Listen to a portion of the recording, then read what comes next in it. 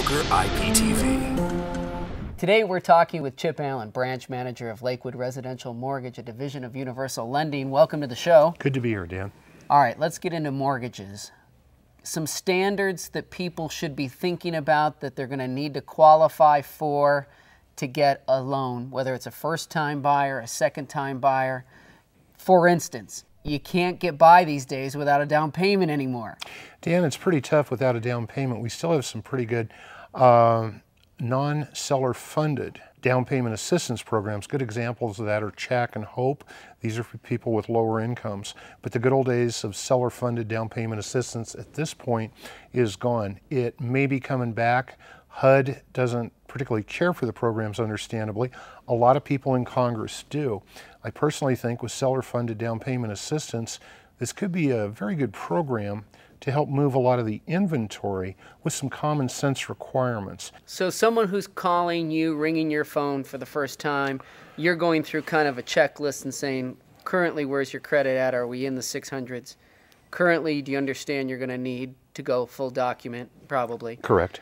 Currently, you're going to need a down payment of at least 3%. Mm-hmm. And what are some of the other factors that we're running down the list? Well, the first thing I like to do is see exactly where they're at on the credit score. Consumer-generated credit reports are not particularly reliable. I like to analyze the credit report, see if there's any erroneous information on there. I like to see how long they've been on the job, ask them questions like that. And one of the things that I really like to approach, what housing payment do you feel comfortable with, as opposed to what do you qualify for? And I think that's real important. I've always believed you don't want to see somebody be house poor, okay? So when I'm talking to people, here's the maximum that you qualify. I talked to some nice young folks last week. Technically, they qualified about a $1,600 a month payment. They didn't feel comfortable much over $1,200. So we kind of base things off that. And then make sure that they do have the down payment money, and of course it is sourceable. We can show where it came from. What happens next to stabilize this industry? I think it's going to come down to the elections. People are going to let out a big sigh of relief. We know one way or the other, no matter what your politics are, which direction the country is headed. There's a lot of things that I think are going to help. People need to live somewhere. They can either make a landlord rich or themselves rich.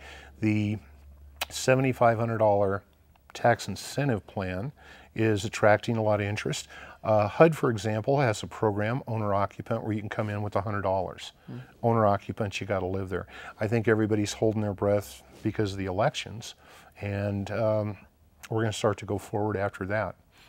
Chip, great information. Thanks for being with us. Thank you. Appreciate it. Bye. Find more real estate videos at brokeriptv.com.